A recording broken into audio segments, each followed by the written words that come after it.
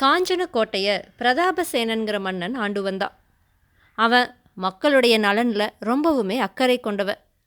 மக்களுடைய நிலைமையை பற்றி அறிய அவனே மாறு வேடத்தில் போய் கண்டு வருவதை வழக்கமாக கொண்டான்.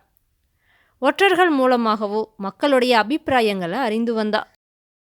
ஒரு முறை அவன் தன்னோட நாட்டில் பாக்கியபுரம்ங்கிற நகருக்கு மாறு வேடத்தில் போனான்.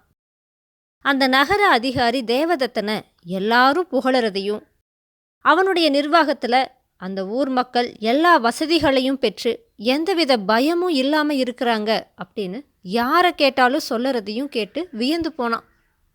பரதேசி போல வேடம் அணிந்து வந்த அவன் தான் கேட்டது உண்மைதானா அப்படின்னு பரீட்சித்து பார்க்க விருப்பப்பட்டான். நகரம் முழுவதும் சுற்றிட்டு அவன் ஒரு சத்திரத்துடைய ஒரு அறையில் தங்கினான். அவன் அந்த சத்திர நிர்வாகிக்கிட்ட, ஐயா, இன்னைக்கு ராத்திரி ஒரு முக்கியமான வேலையா ஒருவரை சந்திக்கிறதுக்காக வந்திருக்க. என்கிட்ட 10,000 வராகன்கள் இருக்கு.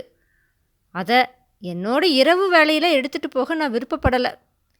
அந்த பணப்பையை உங்ககிட்ட கொடுக்குற, நீங்கள் அதை வச்சிருந்து நான் திரும்பி வந்ததும் கொடுக்குறீங்களா அப்படின்னு கேட்டான். சத்திர நிர்வாகி அதுக்கு, இங்கே பாருங்க, நீங்கள் இந்த ஊரில் எதுக்குமே பயப்பட வேண்டாம். நீங்களே பணத்தை எடுத்துக்கிட்டு ராத்திரி நேரத்தில் எங்கே வேணும்னாலும் போகலாம், இல்லை உங்கள் அறையிலேயே பணத்தை வச்சுட்டும் போகலாம். யாரும் அதை தொடக்கூட மாட்டாங்கன்னு சொன்னான். அவனும், சரி, அப்படின்னா பணத்தை என் கூடவே எடுத்துகிட்டு போகிற அப்படின்னு சொல்லி பணப்பையை கையில் எடுத்துக்கிட்டு சத்திரத்தை விட்டு வெளியே போனான். அவன் பல தெருக்களில் போனப்ப தெரு விளக்குகள் பிரகாசமாக இருக்கிறதையும் தெருக்களில் குப்பை கூலங்கள்னு கிடக்காம சுத்தமாக இருக்கிறதையும் பார்த்தான். இப்படியே இரவு வெகு நேரம் ஆயிடுச்சு. அங்கங்கே நகர காவல் வீரர்கள் சுற்றி வந்துட்டு இருந்தாங்க. பல மருத்துவமனைகள் அந்த நேரத்திலும் கூட ஆபத்தான நிலைமையில் இருக்கிறவங்களுக்கும் உதவுறதுக்காக திறந்தே இருந்துச்சு. இவ்வளவு திறம்பட நகர நிர்வகிக்கிற அதிகாரி தேவதத்தனை அவன் மனசுக்குள்ளேயே பாராட்டிக்கிட்டான். அவன் வேணுக்குன்னே தன்னுடைய பண மூட்டையை தெருவில் போட்டுட்டு நடக்க தொடங்கினான். அப்போ ஒரு காவல் வீரன் அந்த மூட்டையை எடுத்துக்கிட்டு ஓடி அவன்கிட்ட வந்து, ஏனப்பா, உன்னோட மூட்டையை தெருவில் போட்டுட்ட, இதில் என்ன இருக்குது அப்படின்னு கேட்டான். மாறு வேடத்தில் இருந்த மன்னனும், அது என்னோட மூட்டை, அதில் என்ன வேணும்னாலும் இருக்கும், அதை நான் எங்கே வேணும்னாலும் போடுவேன், அதையெல்லாம் கேட்குறதுக்கு நீ யாரு அப்படின்னு வேணுக்குன்னே திமிர கேட்டான். காவல் வீரன் அதுக்கு, இங்கே பாரு, நான் இந்த நகரத்தை பாதுகாக்கிற காவல் வீரர்களில் ஒருத்தன். இந்த மூட்டையில் மக்களுக்கு தீங்கி இழைக்கிற விஷம் ஏதாச்சும் இருக்குதா அப்படின்னு கொஞ்சம் கடுமையாகவே கேட்டான். மன்னனும் பதில் எதுவும் சொல்லாமல் ஓடுனான். காவல் வீரன் அவனை துரத்துனான். வேகமாக ஓடுன மன்னன் கால் இடறி கீழே விழுந்து பலமான காயம்பட்டு தன்னுடைய நினைவையே இழந்துட்டான். காவல் வீரன் குரல் கொடுத்து சில வீரர்களை அங்கே கூட்டி விட்டான். நினைவிழந்து விழுந்து கிடந்த மன்னனை யாரோ பரதேசின்னு அலட்சியப்படுத்தாமல் அவங்க அவனை தூக்கிட்டு போய் மருத்துவமனையில் சேர்த்தாங்க.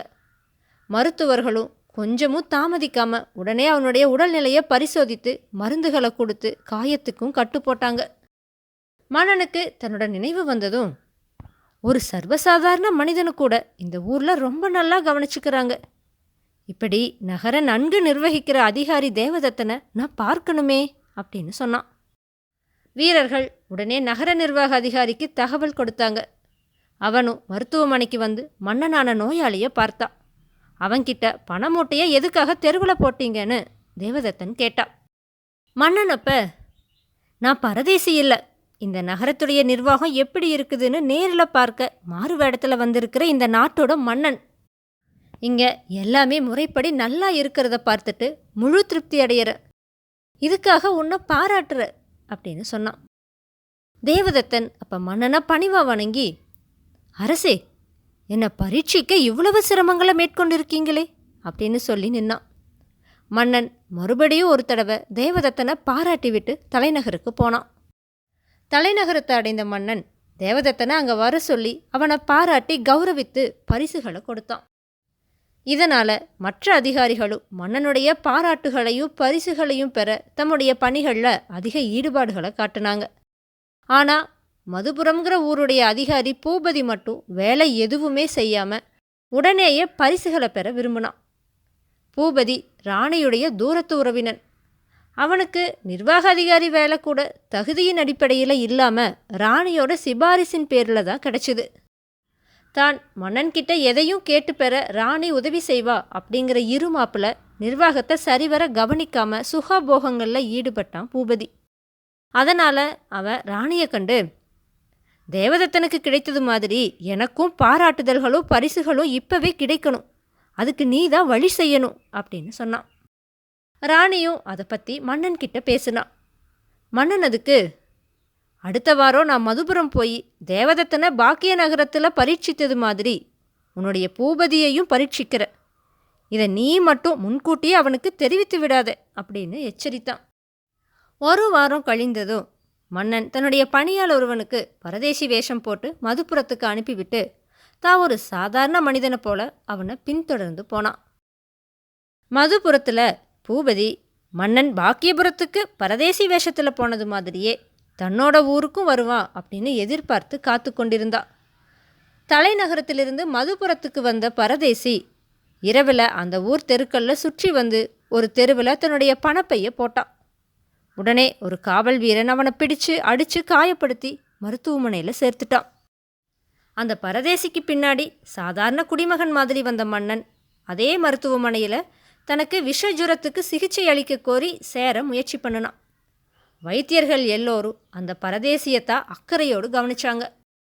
மருத்துவமனை சிப்பந்தி ஒருத்தன், இங்கே பாரு, நீ இந்த மருத்துவமனையில் எதையும் எதிர்பார்க்காத, இங்கே சரியாக கவனிக்க மாட்டாங்க, இங்கே இருக்கிறவங்களுக்கு சம்பளமே கிடைக்கிறதில்ல, நிறைய பேர் வேலைக்காக பாக்கியபுரத்துக்கு போயிட்டாங்க, நீயும் அந்த ஊருக்கு போய் ஏதாச்சும் ஒரு மருத்துவமனையில் சேர்ந்துக்கோ, நல்ல சிகிச்சையை பெறுவ அப்படின்னு சொன்னான். மன்னனும் தலைநகரத்துக்கு போய் ராணிக்கிட்ட நடந்ததை சொல்லி, உன்னோட பூபதி திறமையற்றவன், அவனுடைய நிர்வாகம் சரியில்லை, அவனை பாக்கியபுரத்துக்கு மாற்றி தேவதத்தனை மதுபுரத்துடைய நிர்வாக அதிகாரியாக ஆக்கிடுற அப்படின்னு சொன்னான். வேதாளம் இந்த கதையை விக்ரமாதித்தன் கிட்ட சொல்லி, மன்னனே, பாக்கியபுரத்தை நன்கு நிர்வகித்து வந்த தேவதத்தனை மன்னன் மதுபுரத்துக்கு ஏன் மாற்றினான்? மோசமாக நிர்வகித்த பூபதியை மன்னன் நல்ல நகரமான பாக்கியபுரத்தின் அதிகாரியாக ஏன் ஆக்கினான்? என்னுடைய இந்த கேள்விகளுக்கு சரியான பதில்கள் தெரிந்திருந்தும் நீ கூறாவிட்டால் உன்னுடைய தலை சுக்கு நூறாக வெடித்துவிடும்னு சொல்லிச்சு. இதை கேட்ட விக்ரமாதித்தன் வேதாளத்துக்கிட்ட, வேதாளமே, தேவதத்தனை மன்னன் மதுபுரத்திற்கு மாற்றியதற்கு காரணம் அவன் அங்கு போய் நன்கு நிர்வகித்து மதுபுரத்தையும் பாக்கியபுரம் போல ஆக்கிவிடுவான் என்பதுதான். பூபதியை நல்ல நகரமாக உள்ள பாக்கியபுரத்தின் நிர்வாக அதிகாரியாக ஆக்கியது அவனை வேலையிலிருந்து நீக்குவதற்காக எடுத்த முதல் நடவடிக்கை. பாக்கியபுர மக்கள் நேர்மையானவர்கள், சட்டம் ஒழுங்கு முதலியவற்றை சரியாக கடைபிடிப்பவர்கள். பூபதி அங்கு தன் இஷ்டப்படி எதுவும் செய்ய முடியாமல் தவறுகளை செய்வான். அதனால் அவன் மீது மக்கள் மன்னனிடம் புகார் செய்வார்கள். அந்த புகார்களின் அடிப்படையில் அவனை வேலையிலிருந்து நீக்கிவிடலாம். இதனால் ராணியும் வருத்தப்பட மாட்டாள் என்று கூறினான். விக்ரமாதித்தனோட இந்த சரியான பதிலால் அவனுடைய மௌனம் கலைஞ்சுது. அவன் சுமந்து வந்த வேதாளம் உயர கிளம்பி போய் மறுபடியும் முருங்கை மரத்தில் ஏறிடுச்சு. தன்னோட முயற்சியில் சற்று மனம் தளராத விக்ரமாதித்தன் மறுபடியும் முருங்கை மரத்தில் ஏறி அதில் தொங்கிட்டு இருந்த வேதாளத்தை பிடிச்சு கீழே இறக்கி மீண்டும் நடக்க துவங்கினான்.